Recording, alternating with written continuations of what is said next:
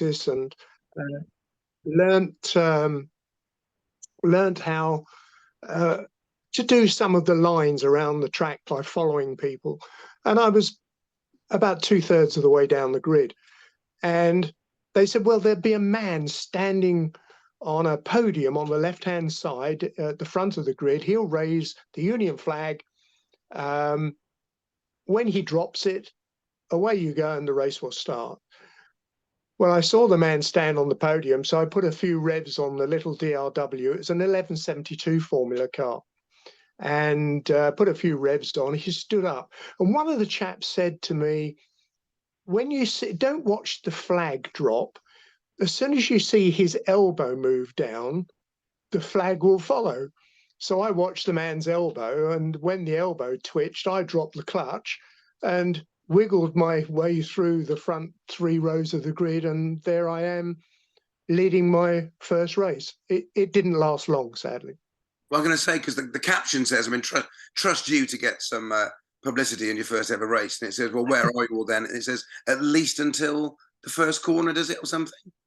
Yeah, I don't know why I didn't look in the rearview mirror, but I thought I'd done something terribly wrong. I didn't get a jump start.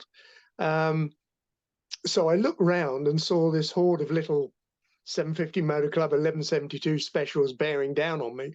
I got to the first corner, and being a novice, I put the brakes on and was overtaken by about 6 or 7 cars into the first corner. But I was having so much fun. It cemented my passion for the sport forever. I had a wonderful dice. I can remember the man's name to this day, a man called Cyril Lyford. He had a little special, and we overtook each other backwards and forwards. So I had no idea where I was in the race, and I beat him to the line in the end. And lo and behold, I'd finished 3rd in my first motor race. On the podium straight away. I mean, apart from you just mentioned the passion and the fun, what drew you to go motor racing in the first place, which isn't the most reliable of income streams, is it, at the better times? No, my brother raced motorcycles, so I used to go with him to watch him race his motorbikes, and I suppose that's where I got my competitive instincts from. I used to be jumping up and down, hoping that he would win his races. But it was a garage in Chiswick High Road. I was born in Chiswick in West London, called the Checkered Flag, and I was fascinated by, they were selling racing cars, D-type Jaguars, Lotus 11s, and I used to go up after school on my bicycle and just look through the showroom window at these wonderful cars, eventually getting a Saturday job washing cars for them. And I happened to peer into their race workshop. They ran Formula Junior cars called Geminis, which their chief mechanic, Chaz Beattie, built. And I fell head over heels in love with these little racing cars. And eventually they invited me to go to a race meeting with them to wash the cars between practice and the race. And they were driven by Roy Pike and Ross Grenville. And it was a eureka moment. I knew from that day, this is what I wanted to do with my life. And I worked every hour I could when I left school to save money. I got a job eventually at the Checkered Flag and as a junior salesman, and then worked in pubs and bars and clubs in the evening, 6-7 nights a week, to eventually save up enough money to get a deposit for the little DRW you saw in that first picture. My mother and father stood guarantor for a loan. I borrowed the rest of the money, and that was it. Suddenly one evening in late 1964, Lou Bergonzi, who I bought the car from, arrived outside the flats where I lived, parked it outside, and there was my first racing car. I hadn't really thought about it. I hadn't got a car to tow it with. So I had my first racing car, and we put a tow hitch on the back of my mum's Morris Minor 1000 to tow it to Snetterton that day. I had to wait till late 1964 until May 65, till I had enough money to race it. And just, I'm scared to ask, Mike, but it's not too much of a personal question. What was the price of that little DRW in '64? With the trailer, with no spares, it was £280, and I was earning about 3 and 6 on a green apple at the time per week. Fabulous. And after the Morris, you did then branch out into buying your own car to tow it with as well, rather than borrowing your mum's all the time. Well, I did. It was some years later. I eventually, because of my financial situation, I had a crash in the car at Brands Hatch in 1966, the first race of my second season. I managed to do 7 races in my first season and won the Mike Air Trophy for the best newcomer, luckily, to the 750 Motor Club. And sadly, I had a very bad crash at Brands Hatch, which we didn't wear seatbelts in those days. So I was avoiding another gentleman's accident that put me in trouble on the grass. I hit the bank, the car rolled over. But luckily, I smashed my face into the dashboard, not having seatbelts on, which turned the ignition off, the fuel pumps off, and it came to rest eventually, having snapped my pelvis in 2, broken my arms, and I woke up a week later in Dartford Hospital. So eventually I had to sell it to pay off all the debts that accrued while I was rebuilding it.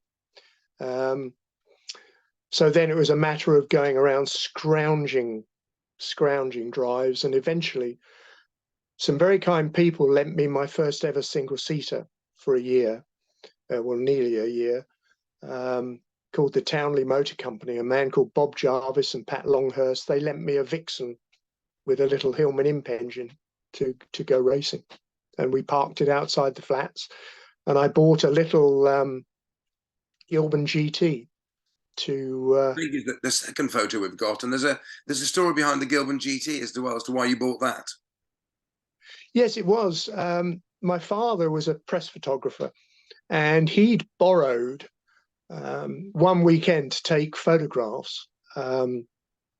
There's my little Vixen VB1 with the Hillman imp engine outside the flats. I lived in the top flat, and that's where I used to keep the DRW with a tarpaulin over it. Nobody ever touched it. The same with the Vixen. It sat out there on its trailer with a tarpaulin over it. But I bought the Gilburn eventually because my father had borrowed an Aston Martin from the factory to do some photographs over a weekend. And my father and I and my mother, we drove it down to Arundel Castle, and we took a lot of lovely pictures of the car. And I really, really would have liked to buy an Aston Martin, and obviously didn't have the money to do that. So I bought this little Gilburn GT 1800. It was basically an MGB chassis with a 5-glass body, and I bought it because it looked as the closest thing I could get to a DB4. So the Aston connection was starting straight away. Yes, always loved them, but at the time, no way could I afford one. So the Gilman was a very pretty car, as was the DB4, and I thought it looked quite similar, so it had to be. Obviously meant to be. I noticed there that the Vixen there has also got number 33 competition number as your DRW. Was that your chosen number? Well, funnily enough, it wasn't, because in those days you never had a number for the year. So every race meeting, every different club you went to, whether it was the BARC, BRSCC, 750 Motor Club, they gave you a different number for every race meeting. But funnily enough, 33 is my favorite number, and I don't know. I chose it when I went into Formula 5000 in 1974. I chose 33 as my number. It's just coincidence. It happened to be on the DRW and the Vixen in those photographs. Mike, you've just mentioned Formula 5000 in 1974. We jumped 10 years there, but there's a reason for that. It's quite meteoric. From starting in 1964 to 1974, you'd reached the pinnacle of the sport in terms of Formula One with BRM. Well, yeah, I was very, very lucky. I have two men to thank for it, really. I wanted to stay involved with motor racing 7 days a week, but I needed to earn a living. I wasn't a professional racing driver. I was just an amateur. So I left the checkered flag and I managed to get a job with Firestone Tire Rubber Company. I don't know how I got the job because I had no experience whatsoever, but I was operations manager of the Firestone's European racing division. So suddenly I was going to Le Mans 24-hour races, Spa They were a 1000K major race. supplier in Formula One at the time, weren't they? Absolutely, yeah. And I was working with Ferrari, Lotus, doing tire temperatures, and it was absolutely brilliant to be involved with the sport 7 days a week. When I wasn't working, I was still racing cars that I tried to scrounge from people I met during the previous years. I met a man called John Cavell when I was racing in Formula 4, and I got pole position in the Vixen at Mallory Park, and John came up to me and said, he was probably on the third or fourth row of the grid, and he said, "Mike, where do you brake and change down for Gerrards?" And I said, "John, with a little Hillman imp engine single seater, I do that flat in top gear. I don't brake, I don't back off. The car will do Gerrards, which is a long radius right-hander at Mallory Park. You can do it flat out. In fact, John, I only touch the brakes once, and that's when I go into the hairpin. Change down, then it's from the exit of the hairpin, I'm flat in top gear once I changed up, all the way back to the hairpin again." He went to his father and said, "Dad, there is no way I can drive this car flat out all the way around Mallory Park without braking." So his father had already suggested that he should go Formula 3. So John very kindly said, "Why don't we put Mike in the car I was going to drive?" They bought the ex-James Hunt Rose Bearings March 713, and we had a meeting, and John Cavell's father said, "Look, we have the car, I have a transporter, we have no money to run the car." So it was down to me to find the running costs for the car.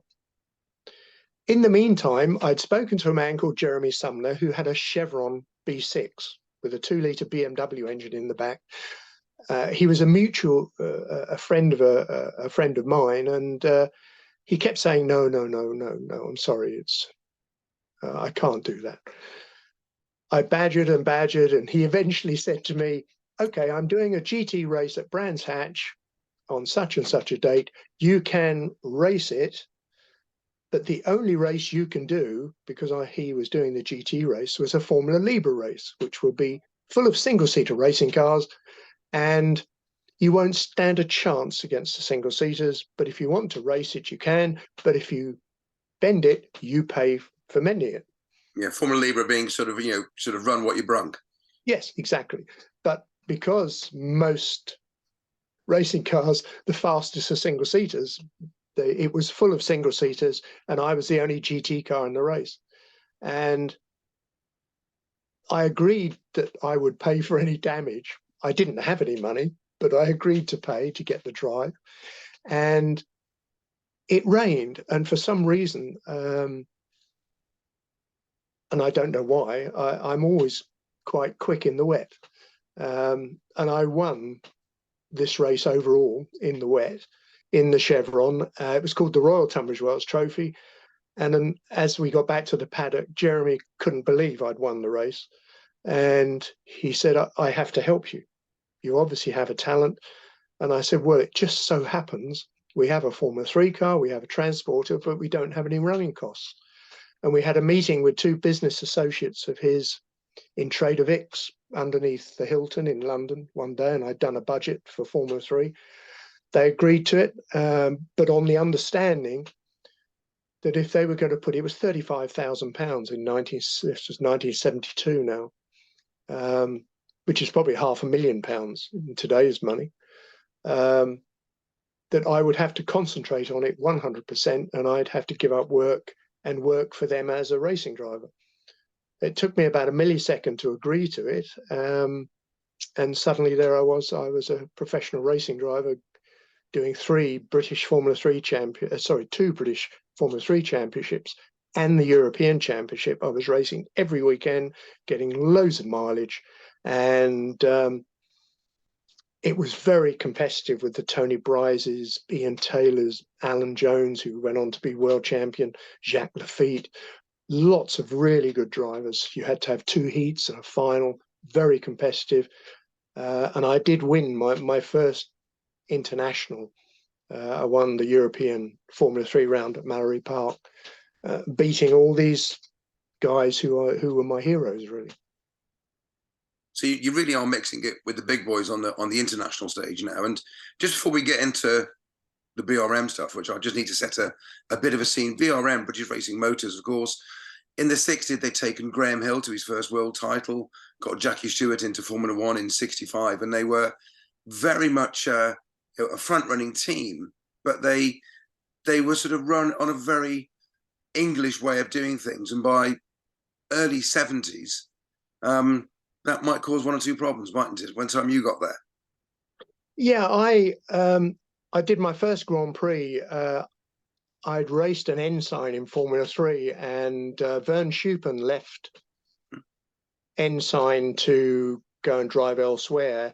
And the owner, Mo Nunn, came up to me and said, would I like to drive the F1 Ensign at the Italian Grand Prix in 1974?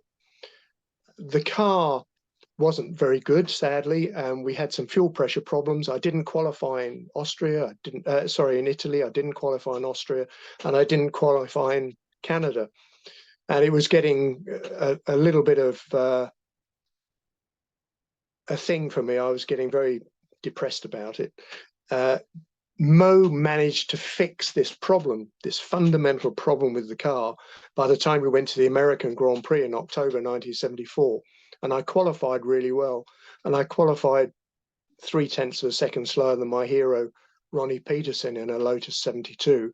And to sit on a grid looking at your hero, who was 1 car in front of me, was astounding. It was very surreal. The upshot was we started the race, and I had another fuel pressure problem, but this time with the Ford Cosworth V8, and the fuel pressure relief valve had gone, and I had to make a pit stop. I lost 6 or 7 laps. I wasn't going to be classified, but Mo said, "We'll go out and get some experience." I drove round and round, and I had a dice with a lovely, lovely man who became a friend called Chris Amon, who was driving for BRM. And we swapped places, even though I was miles behind him, obviously, in lap terms. We just had a lot of fun. And after the race, a portly gentleman called Louis Stanley came up to me and said, "I've never heard of you, and you're dicing with my man in a BRM. Do you have a drive for next year?" And I said, "No." He said, "Well, come and see me in the Dorchester at London, and we'll see what we can do."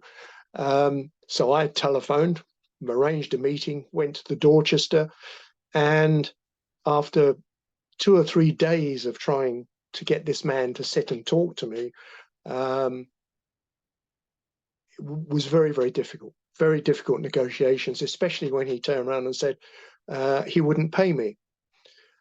So I had no other drives. So I agreed to drive for BRM for nothing. They would pay all my expenses. But luckily, Dempster Developments, who I drove for in Formula 3 and Formula 5000, bless their hearts, came to my rescue, because I was married to Chrissy by then, had a mortgage, and we wanted children.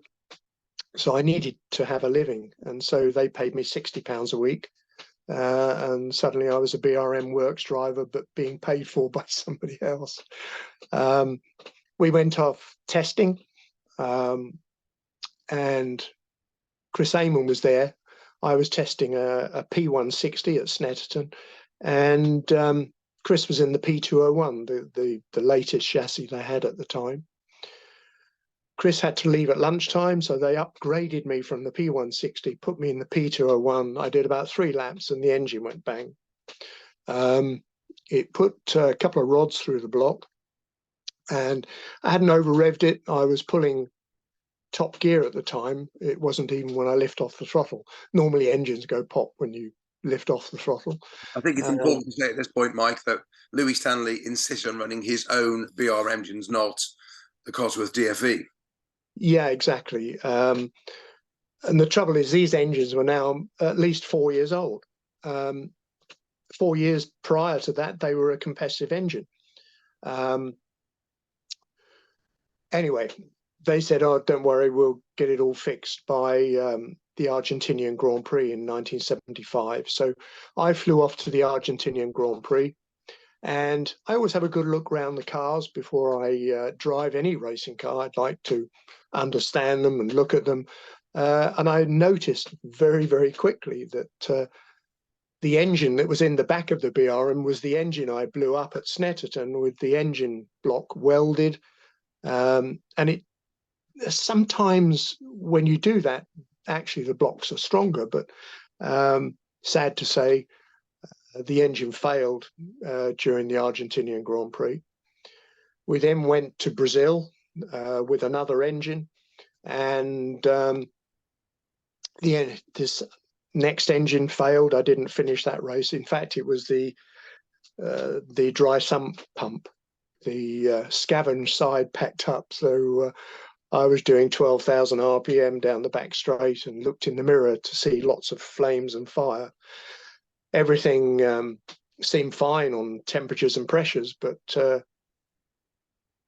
the oil pump wasn't scavenging, so it filled the engine with oil, which just burst every seal, and it just blew the engine. So when I got back to England, he was very, very, very rude to me about my driving, and I kept blowing the engines up and so on. And I said, "Look,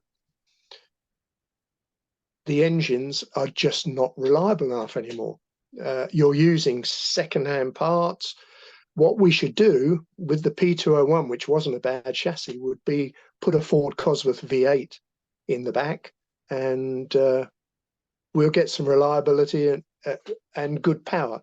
And he fired me on the spot, and I never drove for BRM again until last year. I drove a P160 for the Owen family at the Shelsley Hill Climb, and even that misfired. All those years on, absolutely. Yes, I think there's a very famous, is it Catch Powell? Remember the famous cartoon that got into Autosport magazine at the time of you suggesting to Louis Stanley that he replaced his beloved BRM engine with a off-the-shelf DFE from Ford. Yes, I put a copy of that in the book I've just written. We'll come to that. We'll come to that later. But you weren't wrong, because let's face it, the guy that sort of stepped up after you was somebody called Nicky Lauda, and he told Stanley the same sorts of things, didn't he? But then moved on to Ferrari, and it worked out quite well for him. So you weren't wrong, Mike. No, and the poor drivers that took over from me afterwards never finished races, and the whole thing. It's very, very sad that such an iconic British racing team should be allowed to go downhill under the guidance of Louis Stanley. He took over the team and basically just sent it to the wall, which was very, very sad. And I'm really pleased now that I'm friendly with the Owen family. They've taken me in and let me drive some of the cars now, and I went to give them a talk last month up in Bourne, where I signed my contract. But they totally understand my reasoning for what I suggested, and it's nice to be back in the BRM fold, even though I only did 2 Grand Prix for them. I think, Christine, there's a photograph of the BRM that Mike drove in its day. I think that was our next one in our. No, definitely not that one. That was more reliable. Oh, yes. That's in Brazil in 1975. being chased by a man called, sadly missed, Rolf Stommelen in one of Graham Hill's Embassy Lolas. Exactly. So, ironically, with the Brazilian Grand Prix this weekend, and it brings me quite neatly your helmet design. We can't see in the black and white photograph there, but you've had the same helmet design for as long as I can remember, and bright yellow with these little black diamonds on it. How did that come about, Mike? Well, it was my sadly missed wife, who passed away about 14 years ago, Chrissy. When I did turn professional in 1972, I used to wear white crash helmets, black crash helmets, whatever I had at the time. And Chrissy, bless her, didn't really understand the cars. So she said, I'd like to design you a crash helmet that I know that's you driving the car. She liked yellow. Chrissy always liked a yellow car because when she came out of the supermarket, you could never really remember where she'd parked the car, and there were only generally 2 or 3 yellow cars in the car park, so it enabled her to find her cars easier. So she designed a yellow crash helmet. She liked diamonds. I didn't buy her that many, bless her. But she designed that helmet, and I've worn it on all my crash helmets since 1972, as has my son Anthony, who's won about 4 or 5 British championships wearing those colours. And my son Michael, when he did some racing, we all raced it. In fact, when I won the Brit Car Championship in a Ferrari in 2016, the team very kindly put the 458 Ferrari in my helmet colours, which I thought was brilliant. Makes it very confusing for poor commentators that having a father and 2 sons in the same car with the same helmet design, because we never know who's in the car at the time. Yes, sorry about that. Mike, Aston's just moving on a few years forward to mid-80s, late 70s. There started the great, sadly missed, Richard Williams, who took the concept of a DB4 when you could buy them for virtually nothing. Can you believe that? Imagine those days now. Could buy a DB4 for a few £100s because nobody wanted them because they were, sort of 10-year-old cars, 10, 15-year-old cars. And he came up with this concept of, had the Aston Martin factory continued racing much after early 60s, this is what they would have built out of the DB4 road car. And he sort of came up with this concept, famously known now as DB4 lightweights. And you were one of those sort of early adopters of driving one of those cars, weren't you?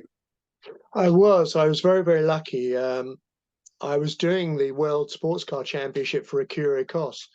I think it was 1984. And I was approached by a man called Ian Moss, who was running a DB4 lightweight for a man called Julian Cottrell. And Julian very kindly asked me if I would like to race it in the Aston Martin Owners Club Thoroughbred Sports Car Championship. Now, this championship was really being dominated by another sadly missed friend called Mike Salmon in Viscount Downs DB4 lightweight, run by Richard Williams. And it was such a wonderful car to race. Around Thruxton was unbelievable. It was so fast. The noise was incredible.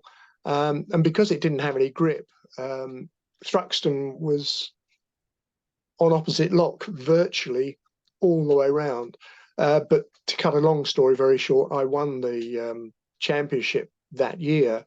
And Mike, bless his heart, Mike Salmon wasn't very impressed.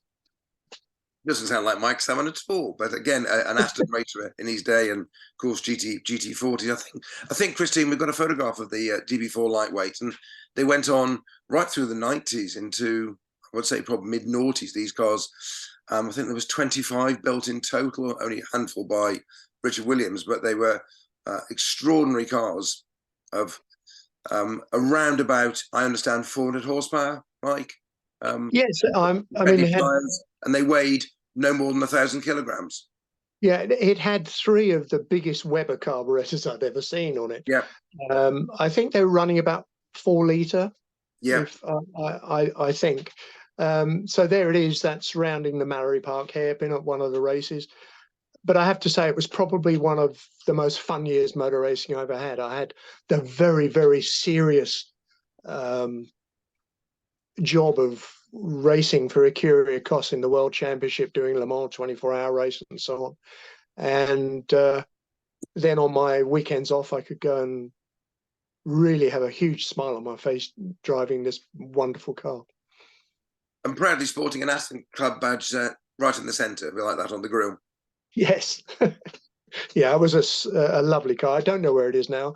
One of my neighbours is a man called John Goldsmith, who I believe knows where the car is now. And I've raced some Astons recently for John, an N24, which was supercharged, and his DB6. So I'm still doing a little bit of racing in Astons now and again.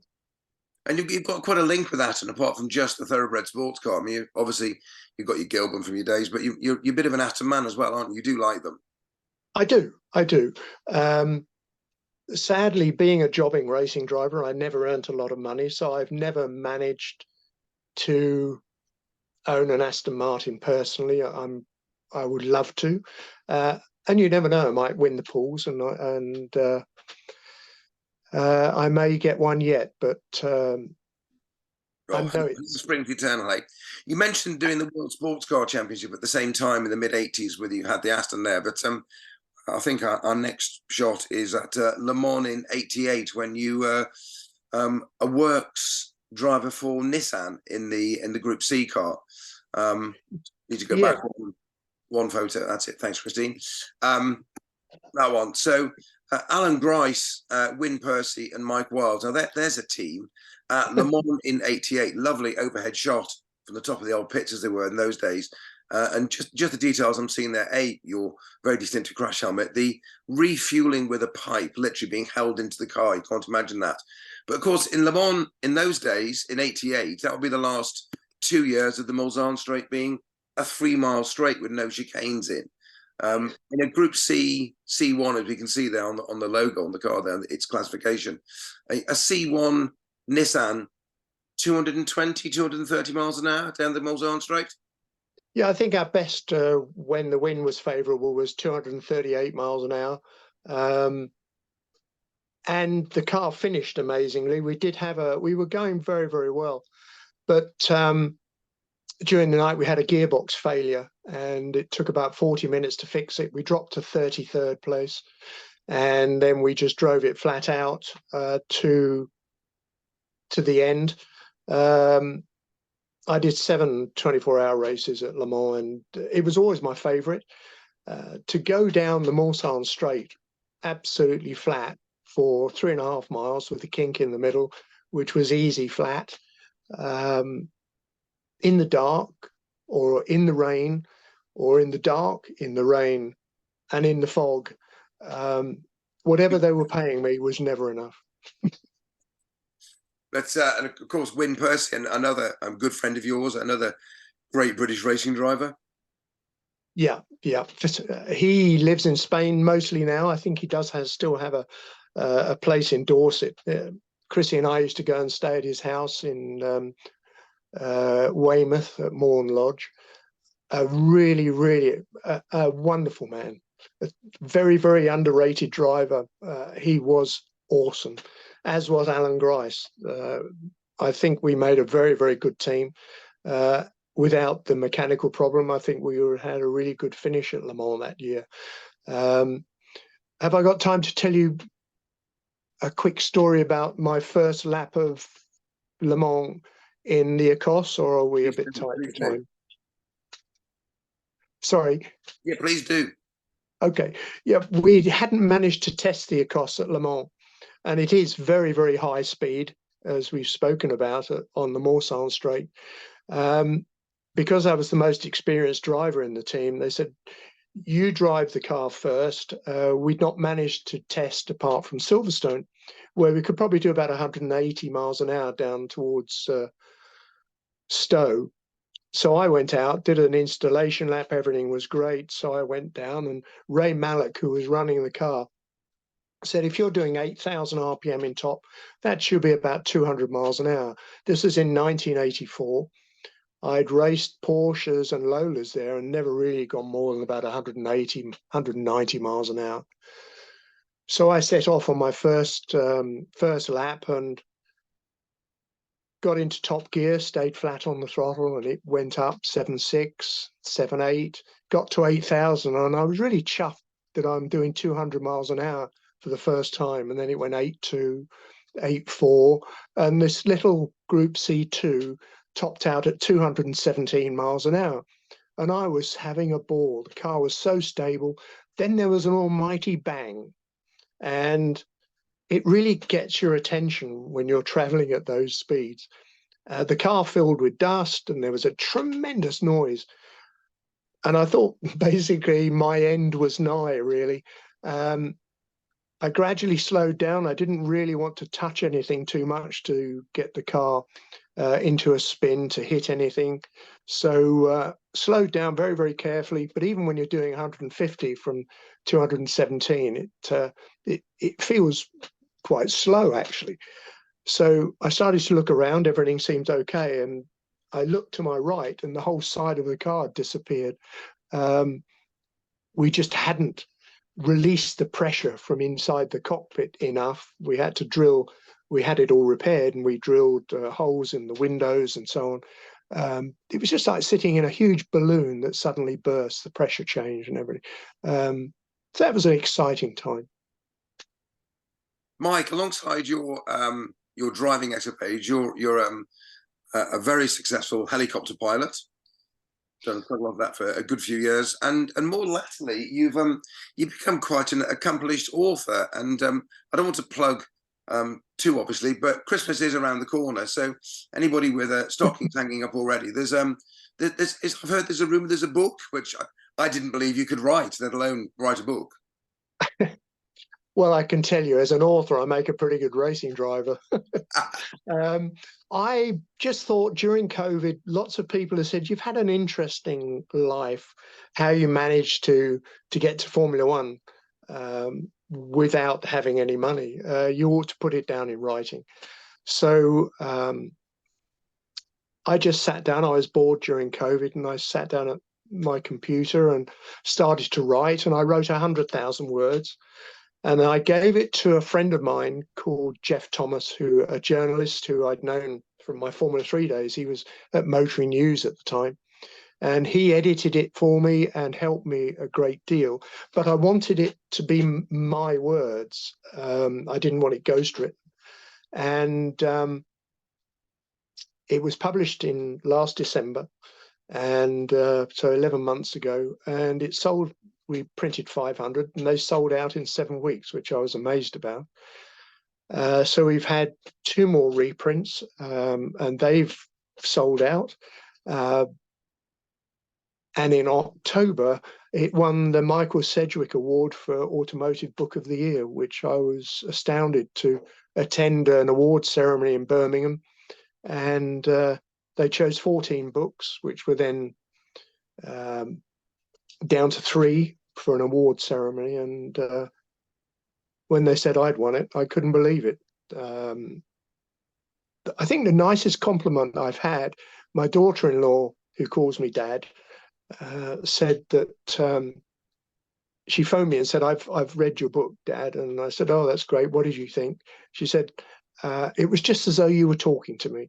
And I thought that's one of the nicest compliments I could have had.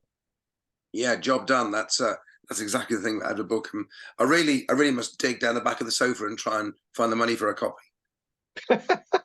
Just talk to me. I couldn't possibly do that, no. But I might get you to write something in it, but it'll have to be something the family can read later. Yes.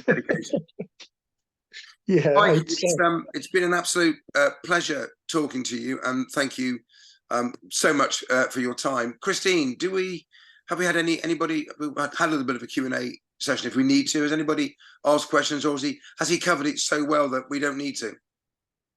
Well, we have haven't had any questions so far, and so if anybody would like to ask a question, can I just ask that you unmute yourselves and then possibly pose something to either Peter or Mike?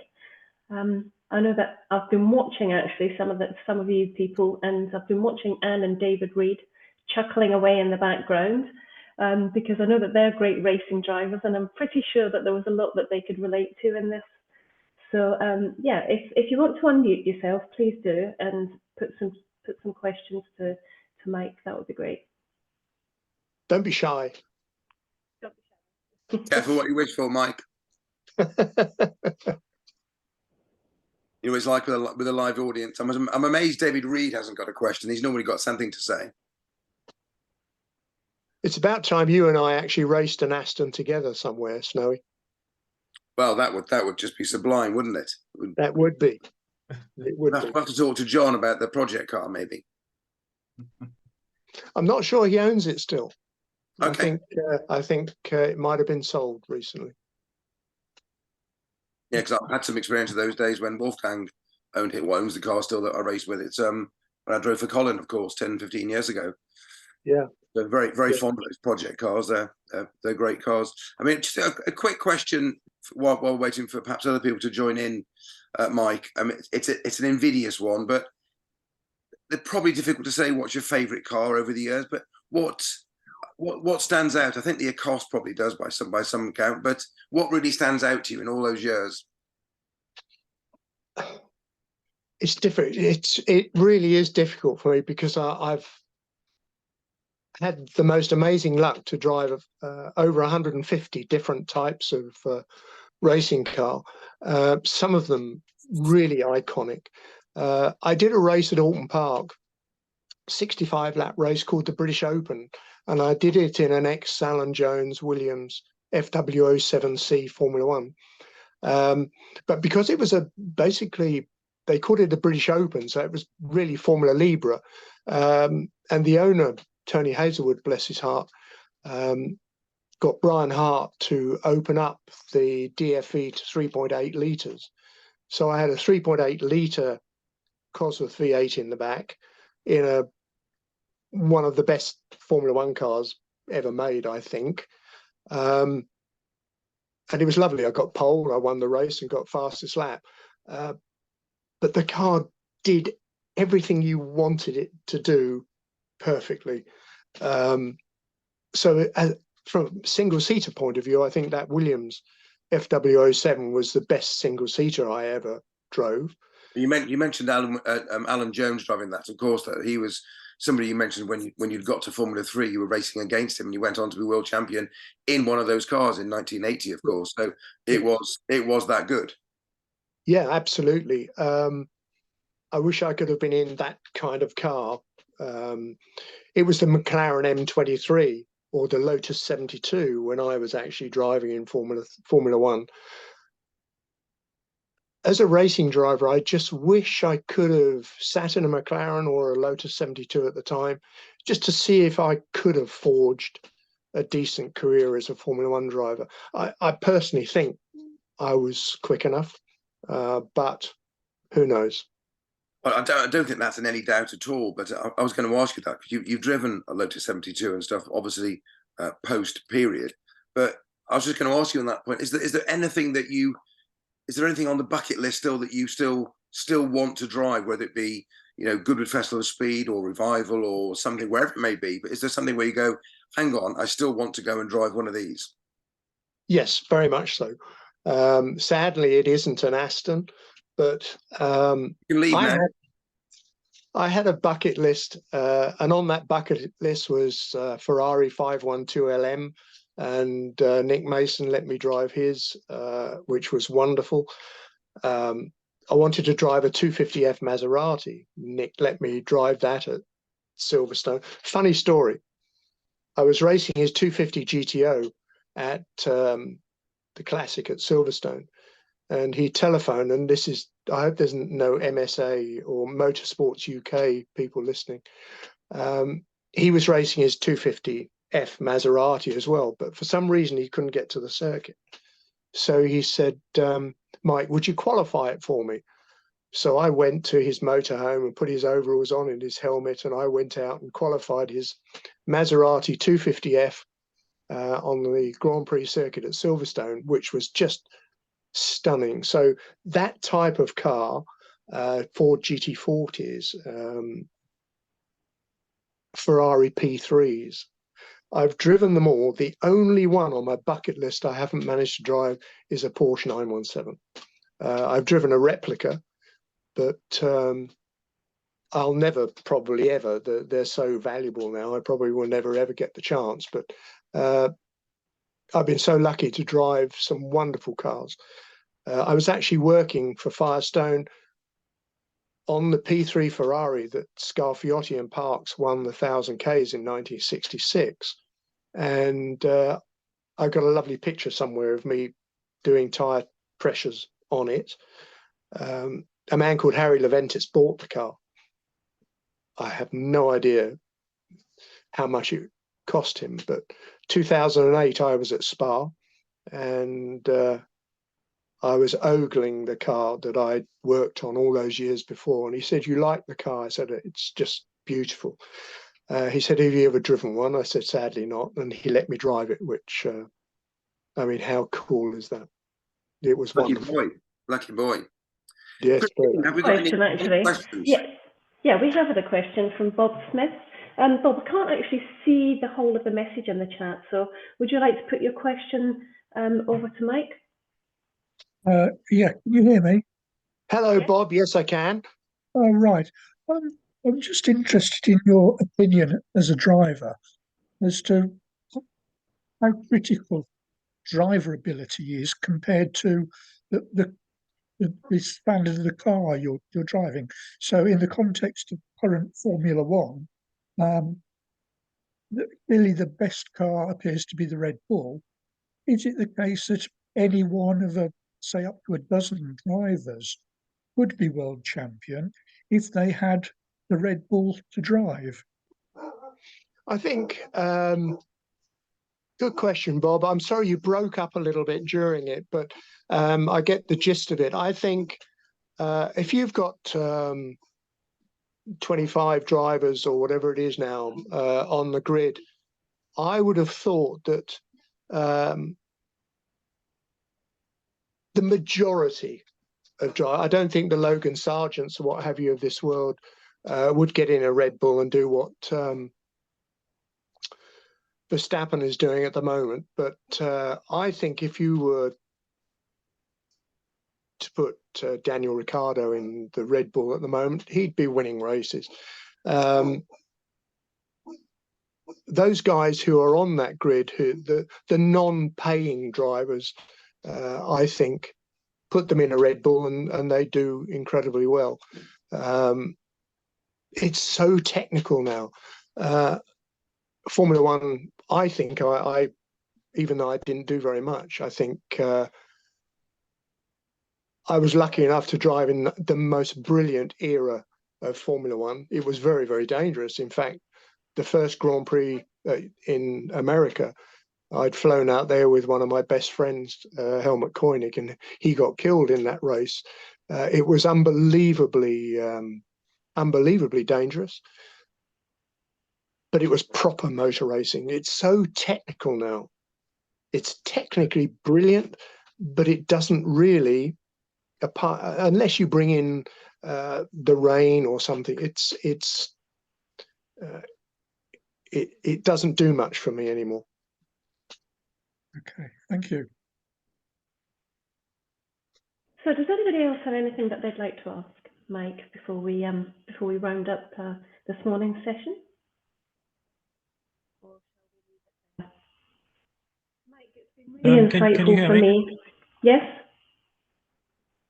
It's Christopher Scott McCurdy speaking.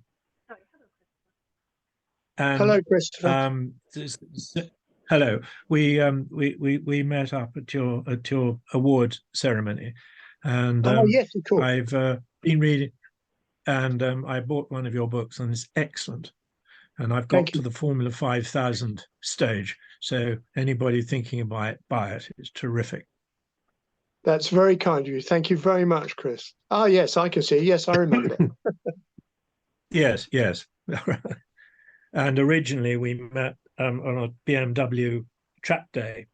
That's right. And That's I right. got a company BMW, and that came to the M3, and I thought, well, left-hand drive, rather fast. And I said to you, right, show me what it does. It went very well. Thank you very much. Thank you. Thank you for your comments.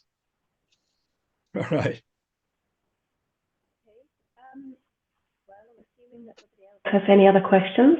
So it's just left really for me to say thank you, a huge thank you, because it has been really insightful. I've learned things that I had absolutely no idea about the whole culture of racing actually, and you know, I don't know how you managed to survive actually on the pennies that you were making actually, Mike. You must have had a very tolerant wife, that's all I can say. I did. So that's, I mean, it's fantastic. Thank you for joining us. I really appreciate your time. A pleasure. For you giving up your Sunday morning for us, and likewise, Peter. Oh, pleasure, pleasure. It's been really kind of you to give up your time for us this morning. What will happen, everybody, is I will upload the interview onto our YouTube channel, AMOLC YouTube, so you can see it from there. Thanks everybody for joining in. I hope you enjoyed it too. And just watch out for more of these to come. We've got something coming up in the very near future with Albert Castaigne, who is the director at Bruff Superior Motorcycles. And to make that an international event, the guest who's interviewing him is one of our Australian members. So he's going to be staying up late at night to talk to Albert about the collaboration with Aston Martin on building one of the most iconic bikes I think I've ever seen anyway. So keep your eyes open for the date for that. And in the meantime, enjoy the rest of your Sunday. Thanks again, Peter and Mike. Thanks, Christine. Thanks, Peter. Thank you. Thank you. Bye-bye.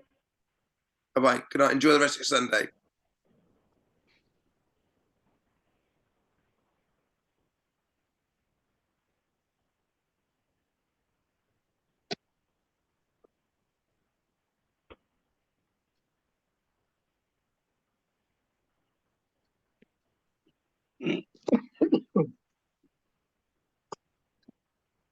Come on then, let's go see Mum.